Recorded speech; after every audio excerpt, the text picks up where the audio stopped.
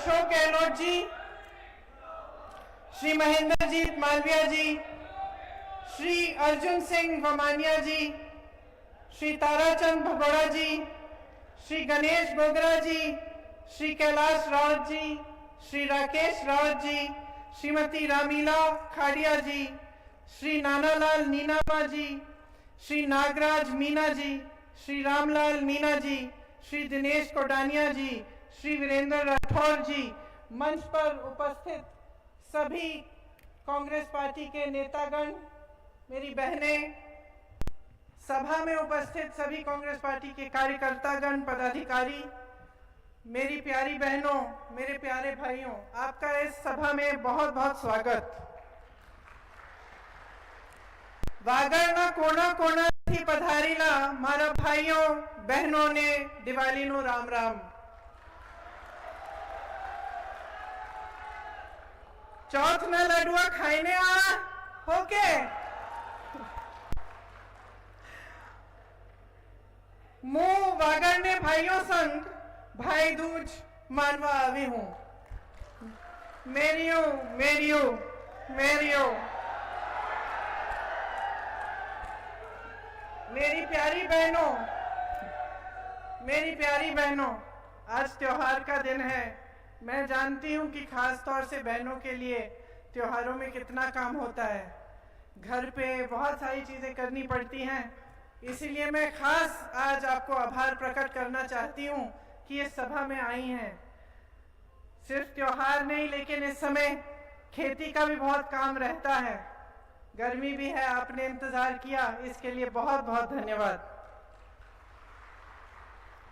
आपकी ये जो धरती है, इसका महान इतिहास है। संत माओ जी महाराज, बेनेश्वर धाम, रघुनाथ जी और गायत्री माता की मैं जय करती हूं। शहीद फखरुद्दीन जी को नमन करती हूं। ये स्वतंत्रता सेनानी मानिकलाल वर्मा जी, गौरी शंकर उपाध्याय जी और भोगीलाल पांड्या जी की भी धरती है। पूर्व मुख्यमंत्री जी हरिदेव जोशी जी और आदिवासियों के मसीहा भीका भाई भील जी की ये कर्मस्थली है। देश प्रेम और स्वाभिमान की धरती है। आप तो जानते ही हैं कि आज ही के दिन तकरीबन 110 साल पहले मानगढ़ धाम में 1500 आदिवासी भाई स्वतंत्रता आंदोलन में शहीद हुए। उन्हें बेरहमी से अंग्रेजों ने मार डाला। उनकी तरह सैकड़ों हजारों हमारे भाई बहन, हमारे पूर्वज हमारी आजादी के लिए लड़े। तो आज यहां इस पवित्र भूमि पे खड़े होकर मन में बात आती है कि यह आजादी है क्या, जिसके लिए इतना जुनून था, इतने महापुरुष रहे, सबने अपनी जान दी, अपना पूरा जीवन दिया लड़ते लड़ते। तो ये आजादी है क्या बहनों? आजादी, महात्मा गांधी जी कहते थे कि वो स्वतंत्रता है जो देश के हर एक वासी को महसूस होनी चाहिए। उसमें महिलाएं, आदिवासी लोग, किसी भी धर्म के लोग हों, जो भी है, सबको ये महसूस होना चाहिए कि इस देश में मैं आजाद हूं। और गांधी जी खास एक बात कहते थे कि जब तक ग्राम स्वराज नहीं होगा, मतलब जब तक गांव में ये आजादी महसूस नहीं होगी, जब तक गांव में जो एक एक जना है उसको अपनी शक्ति का एहसास नहीं होगा, तब तक ये देश स्वतंत्र नहीं होगा पूरी तरह से। ये गांधी जी कहते थे। वो समझाते थे कि लोकतंत्र का मतलब क्या है, जो कि हमारे देश में अब दशकों से स्थापित है, जब से आजादी की लड़ाई हम जीते। लोकतंत्र का मतलब है कि देश में सबसे अधिक शक्ति जनता के हाथों में होती है। जनता तय करती है कि हमारी सरकार कौन बनाएगा, जनता तय करती है कि हमें ये नेता पसंद है कि नहीं, जनता तय करती है कि ये नेता लायक है कि नहीं, इसने हमारे लिए काम किया कि नहीं, हमारी सड़क बनी है, हमारे गांव में पानी आ रहा है, हमारे लिए कोई सुविधा है, हम खेती करते हैं उसके लिए कोई सहायता मिली है, हम मजदूरी करते हैं उसमें हमें कोई सहायता मिली है। जनता तय करती है, इसी को लोकतंत्र कहते हैं। इसीलिए एक लोकतंत्र में जब चुनाव आता है तो बहनों और भाइयों हमें बहुत विवेक से, समझदारी से सोचना चाहिए। आजकल तरह तरह की राजनीति चली है, आप मुझसे अच्छी तरह से जानती हैं। अशोक गहलोत जी ने जिक्र किया, धर्म के आधार पर, जाति के आधार पर पार्टियां बनी हैं और राजनीति चलती है। तो अब समय आ गया है आपको ये सोचने के लिए कि आगे कैसे बढ़ना है। जब आपके यहां कोई वोट मांगने आता है और धर्म का नाम लेता है तो आपको क्या करना चाहिए, आपको क्या कहना चाहिए? हम सब धार्मिक हैं। हिंदुस्तान में ऐसा एक जना नहीं है जिसके दिल में धर्म बसा नहीं है, चाहे वो किसी भी धर्म का हो। ये हमारी प्रवृत्ति है। तो जब कोई धर्म का नाम लेता है बहनों, तो हमें कभी कभी लगता है कि भाई ये बहुत धार्मिक इंसान है, धर्म का नाम ले रहा है, चलो इसी को वोट दे दें। लगता है कि नहीं? लगता है। तो अब समय आ गया है सोचने का कि राजनीति में इसकी क्या जगह है। राजनीति में अगर आपका जो आपके जो जज्बात है, आपका जो धर्म है, उसका इस्तेमाल हो रहा है तो आपको सावधान होना पड़ेगा। आपको सोचना पड़ेगा कि ये जो हमारे पास आकर हमसे धर्म के नाम पर वोट मांगते हैं, क्या ये हमारे लिए काम भी कर रहे हैं कि नहीं, कि धर्म का इस्तेमाल हो रहा है। ये पहचानना बहुत ही जरूरी है। अभी मैं यहाँ आने से पहले हम गायत्री माता के मंदिर में गए। गायत्री मंत्र है, ओम भूर्भुवः स्वाहा तत्सवितुर्वरेण्यम भर्गो देवस्य धीमहि धियो यो न प्रचोदयात्। ये श्लोक, ये मंत्र मेरी दादी इंदिरा जी ने मुझे सिखाया और मैंने अपने दोनों बच्चों को सिखाया। और सिखाते समय ये कहा कि ये जो मंत्र है, ये गायत्री का मंत्र है, माता का मंत्र है। गायत्री माता हमारी संस्कृति की रक्षा करती है। मेरी दादी इंदिरा जी कहती थी कि जो इस भूमि, इस धरती, इस देश की संस्कृति है, वो यही है कि सब धर्मों का आदर होना चाहिए, कि सब, जितनी भी अलग अलग सोच है, जितनी भी संस्कृतियां, अलग अलग संस्कृतियां हैं, जो आदिवासी संस्कृति है, जो कोई और संस्कृति है, उन सब का आदर होना चाहिए। आज इंदिरा जी के शहीद होने से तकरीबन 40 साल गुजर चुके हैं। 2 दिन में उनका जन्म दिवस आएगा और कुछ ही दिन पहले उनके शहादत का दिवस था। लेकिन हम आज भी 40 साल बाद इंदिरा जी को याद करते हैं। क्यों याद करते हैं? और सिर्फ हम नहीं, हम तो उनके परिवार के सदस्य हैं, लेकिन ये पूरा देश याद करता है, क्योंकि इस पूरे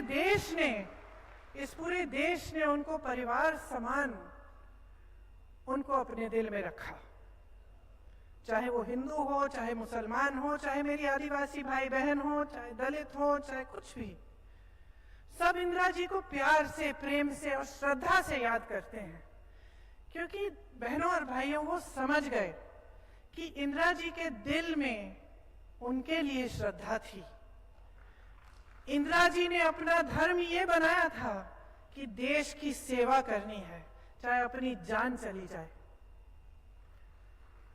इसीलिए बहनों और भाइयों, हमारी जो राजनीति की नींव है, जो महात्मा गांधी जी से लेकर, आजादी की लड़ाई से लेकर आज तक चली आ रही है, हमारी राजनीति की जो नींव है वो यही है कि हमारे दिल में सेवा भाव होना चाहिए। हम जनता को सर्वोपरि माने, और जो जनता की संपत्ति है, जो जनता का अधिकार है, जो जनता का हक है, वो हम जनता को वापस अपने हाथों में दें। ये कांग्रेस पार्टी की राजनीति रही है। अब सरकारें बदलती रहती हैं हर 5 साल, राजनीति भी बदल रही है। जैसे मैंने कहा, राजनीति में धर्म का नाम आ गया है, जाति का नाम आ गया है। यहाँ हाल में आपकी एक ट्राइबल पार्टी भी आ गई है। आपने खुद देखा कि वो किस तरह से बिखर गई और उसके नेताओं ने किस तरह से लड़कर खुद पार्टी को ही तोड़ दिया। आप फिर देखते हैं कि ऐसे नेता हैं, भाजपा के नेता, भाजपा की जो राजनीति है, कि जब जब चुनाव आता है तो धर्म का नाम उभर जाता है, धर्म की बातें होती हैं, घोषणाएं होती हैं, चुनाव के बाद आपको पूछा नहीं जाता। गहलोत जी ने इसका मिसाल दिया, कहा कि यहाँ पे घोषणा करके गए थे कि बड़ा काम करेंगे, फिर कुछ नहीं हुआ, साल पे साल निकल गया। अब गहलोत जी कह रहे हैं कि हम खुद करा देंगे प्रदेश सरकार से। तो ये एक अलग तरह की राजनीति है। इस बीच सब आके भाषण देते हैं मेरी तरह, आप सबके भाषण सुनते हो। आपको कैसे मालूम कि कौन सच कह रहा है, कौन झूठ कह रहा है, कौन हमारी काम की बात कर रहा है, कौन फिजूल की बात कर रहा है? ये तुलना आपको करनी पड़ती है। तो एक सीधी सी बात है और इस चीज को आपको अच्छी तरह से पहचानना चाहिए। आपकी सरकार से क्या उम्मीद है? आपका जीवन संकटों से भरा हुआ है, मुश्किल जीवन है। आप खेती किसानी करते हैं, सुबह से शाम तक धूप में काम करते हैं, मेहनत से अपने बच्चों को पढ़ाते हैं, उनके लिए एक भविष्य चाहते हैं, अपने बेटों को सेना में भेजते हैं भर्ती करने के लिए, या फिर कहीं पे भर्ती की परीक्षाएं कराते हैं और पढ़ाते हैं, लिखाते हैं, ताकि उनका रोजगार बन जाए, भविष्य मजबूत बन जाए। तो आपकी सरकार से क्या उम्मीद होनी चाहिए?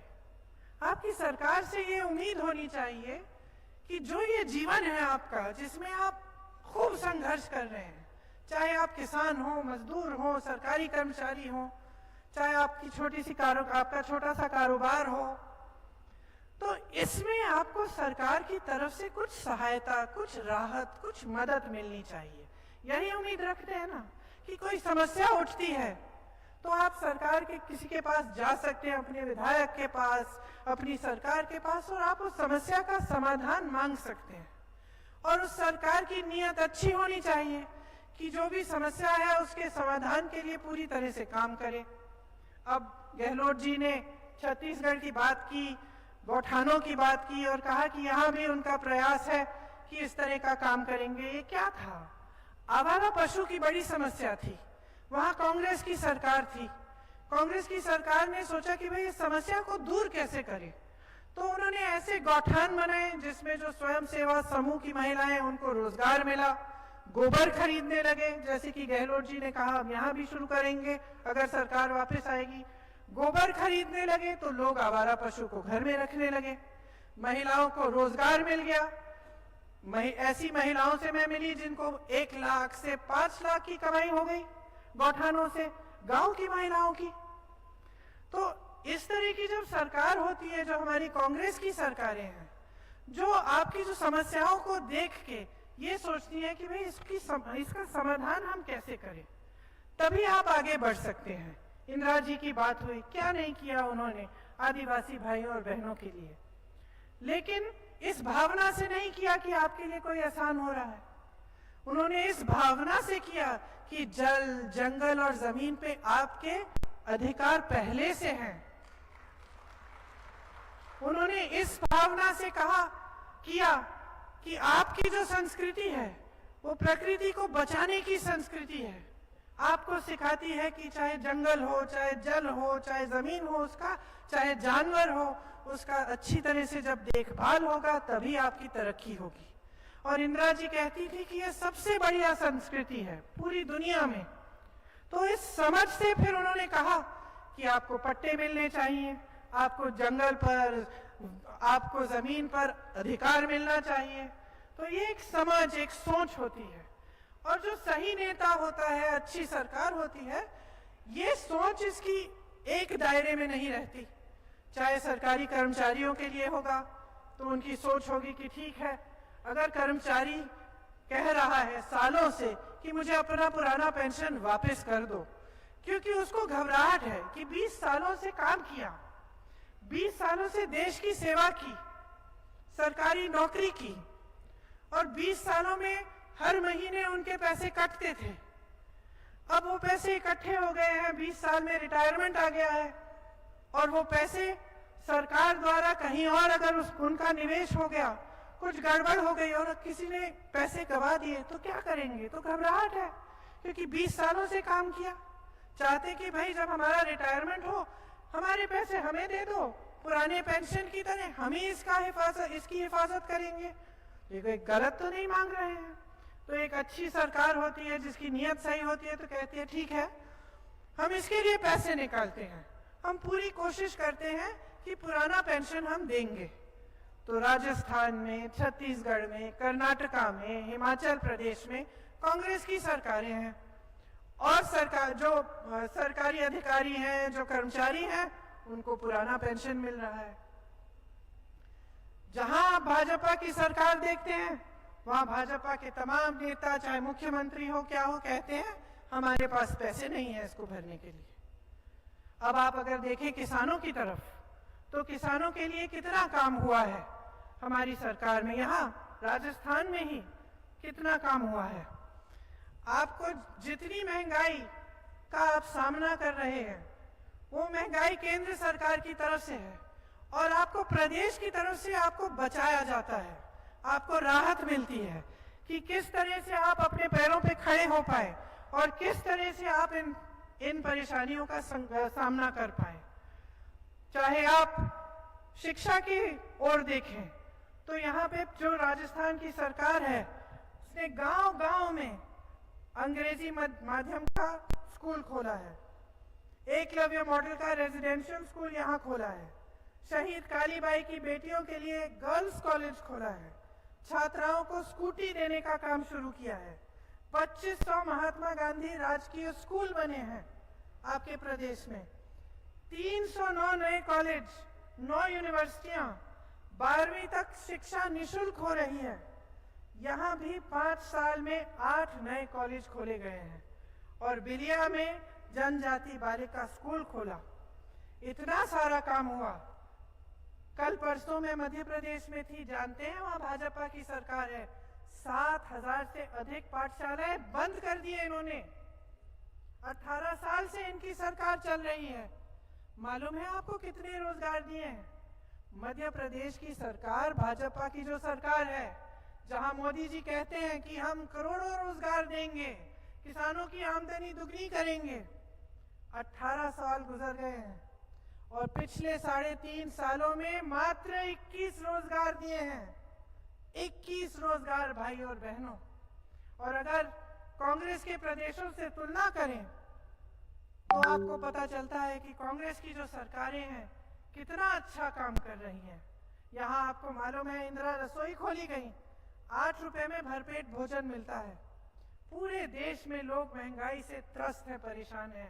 बहनें, अभी दिवाली चल रही है, धनतेरस था, आपको कुछ खरीदने जाना था, घर की लिपाई पुताई करनी थी, कितनी महंगाई हो गई है। अगर प्रदेश की सरकार ने महंगाई के राहत के कैंप नहीं लगाए होते तो आप कैसे सामना करते? आज ये जो महंगाई के राहत कैंप हैं, आप सोचिए कि क्या नौबत आ गई है कि केंद्र की सरकार इतनी महंगाई बढ़ा रही है कि प्रदेश की सरकारों को महंगाई राहत कैंप बनाने पड़ रहे हैं आपकी मदद के लिए, आपकी सहायता बनाने में मजबूत है। अगर ये सब नहीं होता तो त्योहार आता तो घबराहट होती है। मैं मध्य प्रदेश गई, महिलाओं ने मुझे कहा घबराहट होती है दीदी, कैसे खरीदेंगे, खाना पकाना है, मेहमान आएंगे, लिपाई पुताई करनी है, दिए जलाने हैं, बच्चे पटाखे मांगेंगे, नए कपड़े खरीदने हैं, कैसे करेंगे दीदी? तो भाजपा की सरकारें जो है ना, बड़े बड़े उद्योगपतियों के लिए चल रही हैं। आप अगर देखेंगे तो देश में जितनी भी बड़े कारखाने थे, जो बड़ी बड़ी PSU थे, ये सारे इन्होंने आस्ते आस्ते इनको कमजोर करके आस्ते आस्ते अपने दोस्तों, बड़े बड़े उद्योगपतियों को सौंप दिए हैं।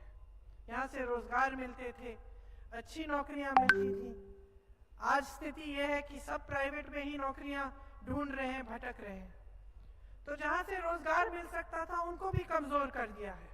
यहाँ जब मैंने ग्राम स्वराज की बात की तो जो कांग्रेस की सरकारें हैं वो ग्रामीण रोजगार बनाने में मजबूत हैं।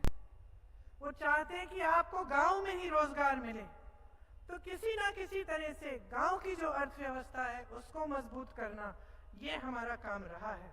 यहाँ पे कांग्रेस ने बांसवाड़ा को संभाग बनाया और सलूंबर को जिला घोषित किया। बेणेश्वर धाम के बारे में मैंने बात की, करोड़ों की योजना और हाई लेवल ब्रिज बनाया। डूंगरपुर में 1000 करोड़ रुपए से अधिक के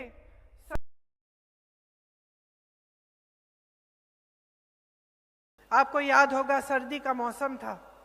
आपको याद होगा कि उस समय सैकड़ों किसान शहीद भी हुए। एक मंत्री के बेटे ने 6 किसानों को यूपी में अपनी जीप के नीचे पीस दिया। फिर भी हमारे प्रधानमंत्री अपने घर से निकल के उनसे बात करने तक नहीं आए। फिर भी उनकी समस्याओं के लिए सुनने के लिए कोई नहीं आया। महीनों के लिए बैठे रहे, पानी नहीं था, बिजली नहीं थी, बैठे रहे महीनों के लिए, अपनी खेती को छोड़ के बैठे रहे अपने लिए आंदोलन करने के लिए। किसी ने उनको पूछा नहीं। जैसे जैसे चुनाव आ रहा था बहनों और भाइयों, अचानक वो कानून वापस ले लिए, क्योंकि इस सरकार का ध्यान सिर्फ चुनाव पे रहता है। आज किसान जूझ रहा है, महंगाई इतनी है, जीएसटी जो केंद्र द्वारा लगाई हुई टैक्स है हर चीज पे है, उसके ऊपर से पेट्रोल डीजल कितना महंगा है, ट्रैक्टर पर भी जीएसटी है।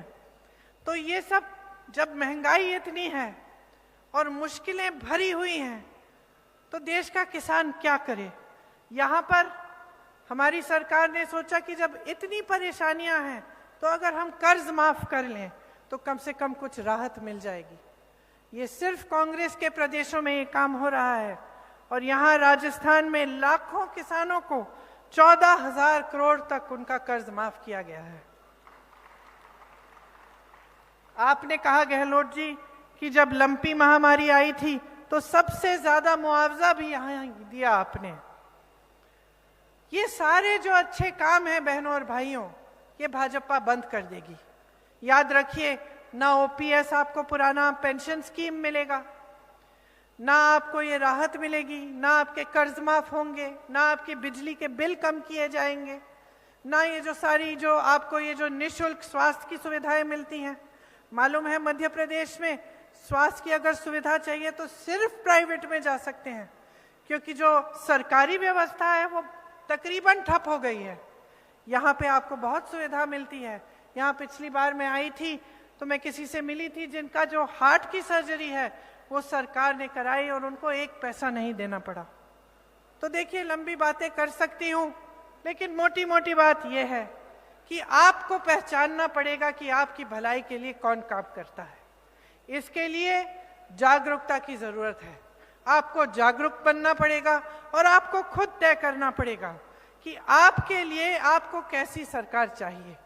5 सालों के लिए आपको ऐसी सरकार चाहिए जो आपको राहत दे, जो स्वास्थ्य सुविधाएं, शिक्षा की सुविधाएं, नौजवानों के लिए रोजगार और इन सबको मजबूत करे, या फिर आपको ऐसी सरकार चाहिए जो आपके जज्बातों से खेले, धर्म का नाम ले, जाति का नाम ले, लेकिन आपके लिए कुछ काम करके नहीं दिखाए। ये एक बहुत बड़ा निर्णय है जो आप कुछ दिनों में लेने जा रहे हैं। आपको समझना पड़ेगा कि आज जो परिस्थितियां हैं इस देश में वो ये है कि देश का किसान एक दिन में 27 रुपए औसत कमाता है और बड़े उद्योगपति अडानी जी, जो मोदी जी के खास दोस्त हैं, जिन्हें मोदी जी ने देश की सारी संपत्ति दे रखी है, वो 16,000 करोड़ रुपए एक दिन में कमाते हैं। एक दिन में 16,000 रुपए एक इंसान कमाता है, जिसको सरकार पूरी सहायता, पूरी सहूलियत देती है, जिसके कर्ज माफ हो जाते हैं हजारों करोड़ के, और वही सरकार आपसे कहती है कि किसानों का कर्ज माफ करने के पास उसके पास पैसे नहीं है। वही मोदी जी जो इन बड़े बड़े उद्योगपतियों को मदद करते हैं, जब आपके संकट आते हैं तो अपना मुंह फेर देते हैं। तो आपको समझने की जरूरत है और आपको जागरूकता दिखाने की जरूरत है। आप सबसे ज्यादा विवेक आप में है। इंदिरा जी हमेशा कहती थी, जनता में सबसे ज्यादा विवेक है। तो अपनी समझदारी से, अपने विवेक से अपना वोट दीजिए।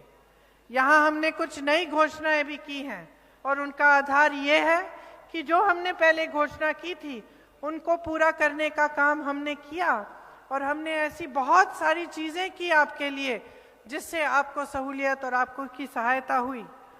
तो जो नई घोषणाएं हैं जो हम इस चुनाव के लिए कर रहे हैं, उसमें सबसे पहले जो पुरानी पेंशन की स्कीम है उसकी हम कानूनी गारंटी देंगे। मतलब हम कानून बना देंगे कि आपको मिलना है। 1 करोड़ परिवारों को 500 रुपए में आपको गैस का सिलेंडर मिलेगा। महिला मुखिया को 10,000 रुपए सालाना मिलेंगे। 2 रुपए प्रति किलो आपसे गोबर खरीदा जाएगा। सरकारी कॉलेज के पहले साल के विद्यार्थियों को लैपटॉप और टैबलेट मिलेगी। प्राकृतिक आपदा के पीड़ित परिवारों को 15 लाख तक का फ्री बीमा मिलेगा। हर छात्र को अंग्रेजी मीडियम शिक्षा की गारंटी मिलेगी। देखिए बहनों और भाइयों, आपको एक बहुत बड़ा निर्णय करना है और मैं आशा करती हूं कि आप सोच समझ के जब निर्णय करेंगे तो आप एक ऐसी सरकार चुनेंगे जो आपके लिए एकजुट होकर काम करेगी। आज अगर आप भाजपा को देखें तो राजस्थान में एक बिखरी हुई पार्टी है। उनसे पूछिए उनके सीएम का चेहरा कौन है, इसका भी जवाब नहीं दे सकते। मोदी जी प्रदेश के कोने कोने में घूम रहे हैं। कभी कभी लगता है कि अपना सीएम ढूंढने के लिए निकले हैं कि कोने कोने में जाकर सीएम का चेहरा ढूंढें। जो उनके नेता हैं उन पे खुद ही विश्वास नहीं है, अपने नाम पर वोट मांग रहे हैं, तो आपका प्रदेश चलाएगा कौन? मोदी जी तो नहीं आएंगे दिल्ली से चलाने के लिए यहाँ राजस्थान का कोई चाहिए। जो बड़े बड़े नेता हैं इनके, उनको परे कर दिया है, अपने नाम पे वोट मांग रहे हैं। तो हर स्तर पे आप देखेंगे तो जो ये कह रहे हैं ना, जो आपके सामने ये लोग भाषण देते हैं, जो घोषणाएं करते हैं, जो बातें उठाते हैं, उनसे आपको पता चल जाना चाहिए कि उनकी नीयत ठीक नहीं है। आपने गहलोत जी की सरकार देखी, 5 सालों में जैसे वो कह रहे हैं कि जितना मांगो आप मांगते मांगते थक जाओगे, मैं देते देते थकूंगा नहीं। उनकी ये नीयत है, कांग्रेस पार्टी के यही सिद्धांत है। तो मैं आशा करती हूं कि मैंने बहुत लंबी बातें की, आप मन में रखते हुए ही जब वोट डालने जाएंगे तो कांग्रेस पार्टी के जितने भी उम्मीदवार हैं उनको भारी बहुमत से जिताएंगे, ताकि आप सुरक्षित रहें, आपका भविष्य सुरक्षित रहे। बहुत बहुत धन्यवाद। जय हिंद।